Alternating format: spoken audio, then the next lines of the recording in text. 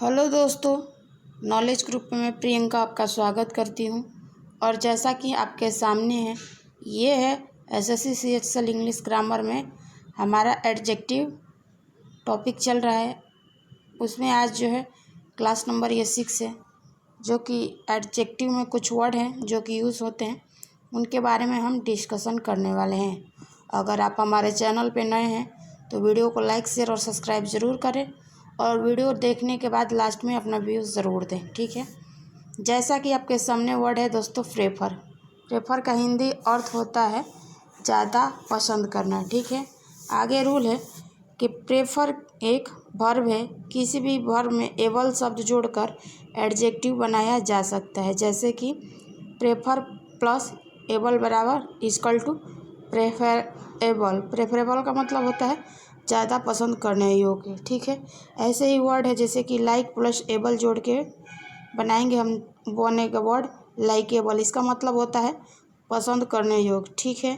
ऐसा ही वर्ड है अगला, ईट प्लस एबल जोड़ के जो वर्ड बनेगा वो बनेगा ईटेबल, यानी खाने योग्य, ठीक है। अगला वर्ड है दोस्तों, जैसा कि आपके सामने है, ब्रेक प्लस एबल यानी ब्रेकेबल, यानी तोड़ने योग्य, ठीक है। आगे जैसे कि वर्ड है जो दोस्तों लाइकेबल, तो इसका जो बनाते हैं वर्ड दोस्तों मोर लाइकेबल, या इसके जगह प्रेफरेबल भी बना सकते हैं। और आगे जो वर्ड है दोस्तों मोस्ट लाइकेबल, ठीक है। इस चीज़ को आगे और बात करें इसी क्रम में हम, तो आगे आपके सामने जैसे कि दोस्तों रूल है, रूल ये है कि प्रेफरेबल अपने आप में सी डी है यानी कंपैरेटिव डिग्री ऑफ एडजेक्टिव है। इनके साथ कभी कभी मोर या मोस्ट का प्रयोग नहीं करते, और इनके बाद देन नहीं बल्कि टू का प्रयोग करते हैं, ठीक है। जैसे कि एग्जाम्पल है आपके सामने दोस्तों, वो है कि Ram is more preferable to winter. तो जैसा कि हमने नियम पढ़ा उसके अकॉर्डिंग जो है हमारा सेंटेंस में मोर का यूज़ नहीं होगा, ठीक है। अगला सेंटेंस है आपके सामने दोस्तों कि Delhi is more likeable than Shimla. तो बताओ क्या इसमें जो है दोस्तों मोर का यूज़ होगा? हाँ भाई साहब, क्योंकि यहाँ पे देन का प्रयोग किया है। लेकिन अगर यहाँ पे देन नहीं किया होता, टू का यूज़ किया होता, तो हम इसमें सेंटेंस से मोर को हटा देते, ठीक है। अब अगला एग्जाम्पल है आपके सामने दोस्तों, वो है कि summer is more preferable to winter. बताओ क्या ये सेंटेंस करेक्ट है? नहीं, इसमें भी जो है दोस्तों टू का यूज़ किया है, तो यहाँ से मोर को हटा देंगे, ठीक है। ऐसे ही अगला एग्जाम्पल है कि tea is preferable to coffee. Coffee जो है दोस्तों, चाय जो है कॉफ़ी की अपेक्षा बहुत अच्छा है, ठीक है, यानी ज़्यादा पसंद करने योग्य है। कॉफ़ी, चाय जो है कॉफ़ी से ज़्यादा पसंद करने योग्य है, ठीक है। आगे आपके सामने नियम है दोस्तों कि two plus pronoun of plus objective का यूज़ होता है। जैसे कि एग्जाम्पल है आपके सामने दोस्तों, वो है कि he is preferable to me, ठीक है। तो बताएं, यहाँ पे ऑब्जेक्टिव का बात किया है, तो क्या ये सेंटेंस करेक्ट है? जी बिल्कुल, ठीक है। अब आगे बात करें हम आपसे इसी क्रम में।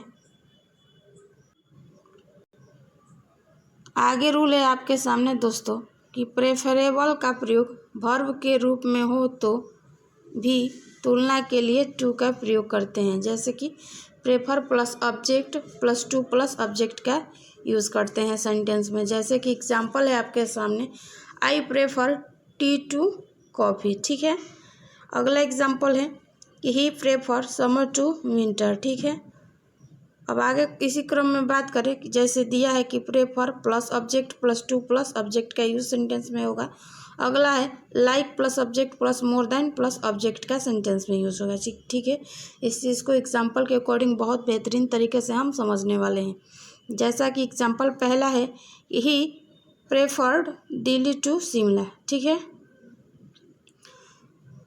तो दिल्ली की अपेक्षा जो है दोस्तों हम शिमला में ज़्यादा पसंद करने योग्य है या ज़्यादा आरामदायक है, ठीक है।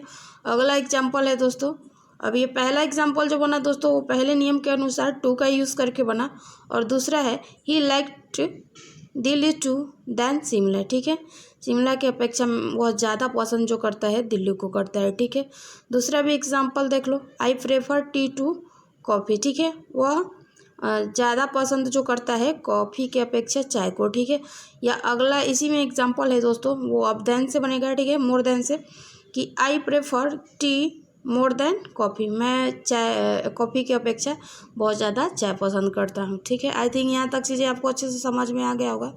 आगे बात करें हम आपसे, आगे नोट है आपके सामने दोस्तों कि टू प्लस वर्ब के फर्स्ट फॉर्म को इन्फिनिटिव कहते हैं, और इसका हिंदी अर्थ ना ने नी निकलता है, जैसे to play in is necessary. ठीक है, या टू डांस इज़ वेल, या तीसरा एग्जाम्पल है टू रीड इज़ सक्सेस, यदि पढ़ोगे तो तुम सक्सेस हो जाओगे। ठीक है, अगला एग्जाम्पल है आगे है कि क्रिया का आईएनजी रूप को जिरंट कहते हैं, और इसका भी हिंदी अर्थ ना ने नी निकलता है।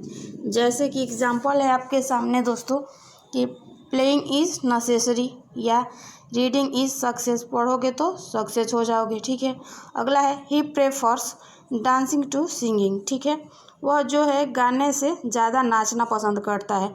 अगला एग्जाम्पल है कि Sita prefer cooking to eating.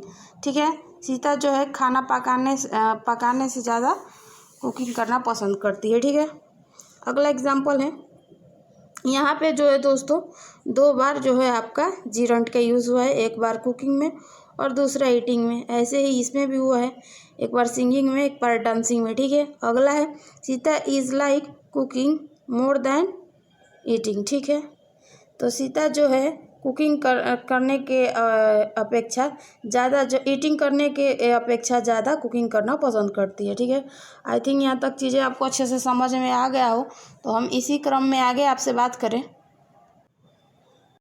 आगे इसमें है दोस्तों कि प्रेफर प्लस वर्ब के साथ आईएनजी, टू प्लस वर्ब का आईएनजी का यूज़ करते हैं, या prefer plus two plus V1, या रेदर देन प्लस वर्ब का फर्स्ट फॉर्म का यूज़ करते हैं। जैसे कि एग्जाम्पल है आपके सामने दोस्तों, वो है कि Sita prefer dancing to singing. ठीक है, सीता जो है डांसिंग और सिंगिंग, नाचना और गाना दोनों पसंद करती है। या अगला है, या इसमें ऐसे भी बन सकता है सेंटेंस कि Sita prefers to dance rather than singing. ठीक है, तो दोनों सेंटेंस के अकॉर्डिंग हमारा सेंटेंस बन रहा है, जो दोनों जो नियम है रूल है उसके अकॉर्डिंग। अगला है कि he prefer playing to walking. ठीक है, ये पहले के अकॉर्डिंग बन रहा है। दूसरा बनेगा इसका sentence he prefers to play rather than walk. ठीक है, अगला एग्जाम्पल है कि he prefer summering to wintering, या इसको इस तरीके से भी बना सकते हैं कि he prefers to summer rather than winter. ठीक है, यहाँ तक कहानी आपको अच्छे से समझ में आ चुका होगा। अब आगे बात करें हम कहानी की अगली कड़ी में।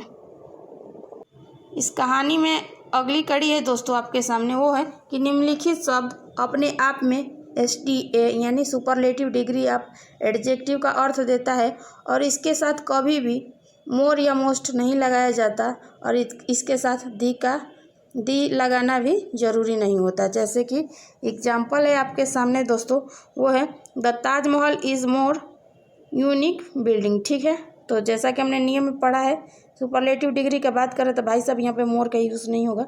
ऐसे ही दूसरा सेंटेंस है आपके सामने कि he is home work is more complete. बताओ क्या ये सेंटेंस सही है? नहीं, इसमें भी मोर का यूज़ नहीं होगा। ठीक है, मोर का यूज़ होगा सेंटेंस गलत हो जाएगा। अब आगे जो है एडजेक्टिव में जो बात करने वाले हैं हम दोस्तों, वो है ओल्ड या ओल्डर या इल्डर। ठीक है, या ओल्डेस्ट या इल्डेस्ट के बारे में। ठीक है, तो ओल्ड जो है दोस्तों CDA है, यानी CDA के अंदर वर्ड आता है कंपैरेटिव डिग्री ऑफ एडजेक्टिव। लेकिन अगर इसका कंपैरेटिव ऑफ डिग्री एडजेक्टिव की बात करें हम आपसे, तो इसमें ओल्डर या इल्डर का यूज़ होता है, और सुपरलेटिव डिग्री ऑफ एडजेक्टिव की बात करें तो उसमें ओल्डेस्ट और इल्डेस्ट की बात होता है। ठीक है, एक एक जो वर्ड है इसके अकॉर्डिंग हम एग्जाम्पल बहुत अच्छे से चर्चा करने वाले हैं। ठीक है, जैसे कि पहला है वर्ड ओल्ड, जैसे कि राम इज़ ओल्ड, राम कितने वर्ष का है। या Rita is as old as Shyam, Rita जितने वर्ष की है उतने वर्ष की श्याम भी है। अगला एग्जाम्पल है your house is not so old age mine, ठीक है, तुम्हारा घर उतना पुराना नहीं है जितना कि मेरा, ठीक है।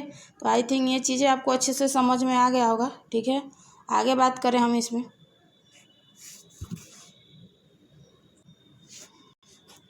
अब दूसरा है दोस्तों इसमें ओल्डर, ठीक है। ओल्डर के बारे में हम बात करें, जैसे कि एग्जांपल है कि Ram is older than me, ठीक है, कि राम, ठीक है, उतना ही बड़ा है जितना कि मैं, ठीक है। अगला example Rita is the older of the two womens, ठीक है, रीता जो है दोनों औरतों में से ज़्यादा बड़ी है। या अगला एग्जाम्पल है कि Rita is older than any other girls, ठीक है। अब हम बात करने वाले हैं इसमें दोस्तों ओल्डेस्ट के बारे में, ठीक है। ओल्डेस्ट जो है सुपरलेटिव डिग्री या एडजेक्टिव के अंडर जो है यूज़ होता है, जैसे कि mister Sharma is the oldest man of this village, मेरे गांव में जो है मिस्टर शर्मा जो है सबसे पुराने व्यक्ति हैं। या अगला एग्जांपल है कि Sita is the oldest of the 5 girls, Sita जो है 5 लड़कियों में सबसे ज़्यादा बड़ी है, ठीक है। अगला एग्जांपल है कि he is the oldest of all the student, ठीक है, वह जो है सभी लड़कों में बड़ा है या सभी विद्यार्थी में बड़ा है, ठीक है। आगे बात करें हम आपसे, आगे आपके सामने है दोस्तों वो है इल्डर और इल्डेस्ट का प्रयोग सिर्फ अपने परिवार के सदस्यों के लिए या ज़्यादा बड़े या सबसे बड़े लोगों के लिए करते हैं। जैसे आगे नोट है कि इल्डर के बाद देन नहीं टू का प्रयोग करते हैं, जैसे कि एग्जाम्पल है वर्ड है इल्डर, ठीक है। अब इससे संबंधित देख लेते हैं, जैसे कि Sita is elder to her sister, Sita जो है अपने अपने बहनों में सबसे ज़्यादा बड़ी है। या Mohan is elder to his brother, Mohan जो है अपने भाइयों में सबसे बड़ा है। या आगे है Rakhi is not elder to her sister, ठीक है, राखी जो है अपने बहनों से बड़ी नहीं है, ठीक है। अगला है वर्ड दोस्तों आपके सामने, ये है इल्डेस्ट, इसके बारे में बात कर ली, इसके संबंधी एग्जाम्पल, जैसे कि Ram is the eldest of his 5 brothers, Ram जो है 5 भाइयों में सबसे ज़्यादा बड़ा है, यानी कि सबसे, अब राम से कोई बड़ा है ही नहीं, सबसे बड़ा जो है राम है, ठीक है। अगला एग्जाम्पल है कि Raju is the eldest member of the family, Raju जो है अपनी फैमिली में सबसे ज़्यादा बड़ा है, ठीक है। तो यहाँ तक चीज़ें आपको अच्छे से समझ में आ चुका होगा दोस्तों, रूल और एग्जाम्पल। हम आगे बात करें आपसे, आगे जो वर्ड है दोस्तों आपका जो कि एडजेक्टिव में यूज़ होता है फॉर या फर्दर या फर्दर या फर्देस्ट या फारदेस्ट, ठीक है। जैसे पहला है फॉर, ठीक है, फॉर का मतलब होता है दूर, जैसे कि एग्जांपल है कि Delhi is for from Ballia, Ballia से दिल्ली जो है दोस्तों दूर है, ठीक है। अगला है Varanasi is as far as Gorakhpur from Ballia, ठीक है।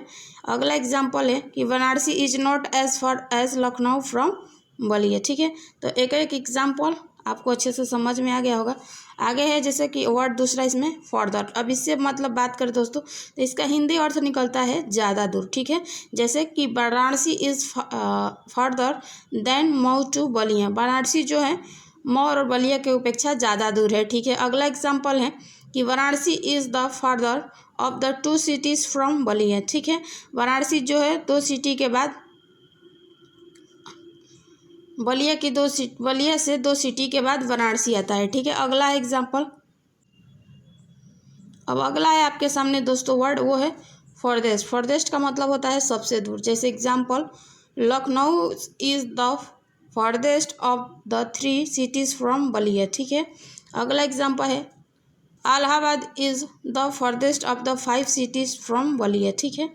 अब चौथा है आपके सामने दोस्तों वो है फर्दर, फर्दर का मतलब होता है अतिरिक्त या इससे ज़्यादा, जैसे call us for further details, ठीक है। अगला है आई कांट ईट फर्दर, मैं इससे ज़्यादा नहीं खा सकता, ठीक है।